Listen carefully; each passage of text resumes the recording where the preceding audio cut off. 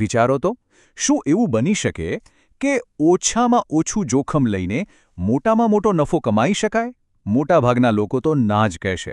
પણ આજે આપણે એક એવી જબરદસ્ત વ્યૂહરચના વિશે વાત કરવાના છીએ જેણે આ વાતને સાચી સાબિત કરી દીધી છે અને એનાથી શૂન્યમાંથી એક આખું સામ્રાજ્ય ઊભું થયું છે. આ આંકડો જુઓ. તમને ખબર છે અમેરિકામાં જે મોટેલ્સ છે એમાંથી અડધાથી પણ વધારે મોટેલ્સના માલિક કોણ છે? જવાબ છે પટેલ. અને આ માત્ર એક આંકડો નથી દોસ્તો, આ એક આખા સમુદાયના સંઘર્ષ, બુદ્ધિ અને જબરદસ્ત સફળતાની કહાણી છે.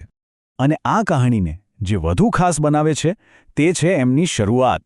જરા કલ્પના કરો, એક એવો સમુદાય જે 1970ના દાયકામાં એક નવા દેશમાં શરણાર્થી તરીકે આવે છે, જેમની પાસે કંઈ જ નથી, બધું જ ગુમાવી ચૂક્યા છે અને શરૂઆત કરવાની છે એ પણ ઝીરોથી. તો સવાલ એ જ છે કે આ બધું થયું કેવી રીતે? આટલી બધી મુશ્કેલીઓ વચ્ચે આટલી મોટી સફળતા પાછળનું અસલી રહસ્ય શું હતું? ચાલો આજે આ રહસ્ય પરથી પડદો ઉઠાવીએ. આ બધા સવાલોનો જવાબ એક જ શબ્દમાં છે.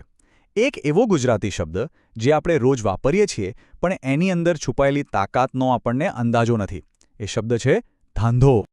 આપણે ધાંધો એટલે બસ બિઝનેસ સમજીએ છીએ, બરાબર? પણ અહીં એનો તર્ક બહુ જ ઊંડો છે. આ ખાલી વ્યવસાય નથી, પણ એક એવી વિચારસરણી છે, એક એવી ફિલોસોફી છે જે શીખવે છે કે ઓછામાં ઓછા નુકસાન સાથે સૌથી વધુ ફાયદો કેવી રીતે મેળવવો. આપણને નાનપણથી શું શીખવવામાં આવે છે? બિઝનેસ સ્કૂલો શું શીખવે છે કે ભાઈ હાઈ રિસ્ક હાઈ રિટર્ન, મોટો ફાયદો જોઈતો હોય તો મોટું જોખમ લેવું પડે. પણ ધાંધો માનસિકતા આખી વાતને પલટાવી નાખે છે. એ કહે છે લો રિસ્ક હાઈ રિટર્ન, એટલે કે ઓછું જોખમ અને ઊંચું વળતર. તો આ અનોખી વિચારસરણી આવી ક્યાંથી? એને સમજવા માટે આપણે થોડું પાછળ જવું પડશે. એમની યુગાન્ડાથી અમેરિકા સુધીની સફરને સમજવી પડશે. વાત શરૂ થાય છે ગુજરાતથી. ત્યાંથી તેઓ યુગાન્ડા ગયા, જ્યાં સખત મહેનતથી ખૂબ સફળ થયા. પણ પછી 1972માં સરમુખત્યાર ઈદી અમીને એક જ રાતમાં બધું છીનવી લીધું અને હજારો પરિવારો ખાલી હાથે શરણાર્થી બનીને અમેરિકા પહોંચ્યા. એમની પાસે બીજું કંઈ નહોતું, પણ એક વસ્તુ હતી: ફરીથી ઊભા થવાની હિંમત. હવે આખી વાતને એક ઉદાહરણથી સમજીએ. એક કાલ્પનિક પાત્ર, પણ જે એ સમયના દરેક પટેલ ઉદ્યોગ સાહસિકની વાસ્તવિકતા દર્શાવે છે. એ છે પાપા પટેલ. તો 1970ના દાયકામાં આખું અમેરિકા આર્થિક મંદીનો સામનો કરી રહ્યું હતું. જ્યાં મોટાભાગના લોકોને માત્ર મુશ્કેલીઓ દેખાતી હતી, ત્યાં પાપા પટેલને એમાં એક સુવર્ણ તક દેખાઈ. એમની વ્યૂહરચના એટલી સરળ અને સ્પષ્ટ હતી કે કોઈએ એના પર ધ્યાન જ ના આપ્યું. પહેલું કામ શું કર્યું? એક નુકસાન કરતી મોટેલ બહુ ઓછા ડાઉન પેમેન્ટ પર ખરીદી. પછી આખો પરિવાર ત્યાં જ રહેવા લાગ્યો, એટલે રહેવાનો ખર્ચ ઝીરો. પરિવારના લોકો જ કામ કરે એટલે પગારનો ખર્ચ પણ ઝીરો. અને બાકીના ખર્ચા એટલા ઘટાડી દીધા કે તેઓ શહેરમાં સૌથી સસ્તા ભાવે રૂમ આપી શક્યા. હવે જરા આંકડા પર નજર કરીએ, કારણ કે આંકડા ખોટું નથી બોલતા. રોકાણ કેટલું? માત્ર $5,000. અને એની સામે બધા જ ખર્ચા કાઢ્યા પછી વર્ષે ચોખ્ખો નફો કેટલો? લગભગ $15,000. એટલે કે રોકાણ પર વળતરની રીતે જોઈએ તો આ લગભગ 400% થયું. માન્યમાં આવે છે.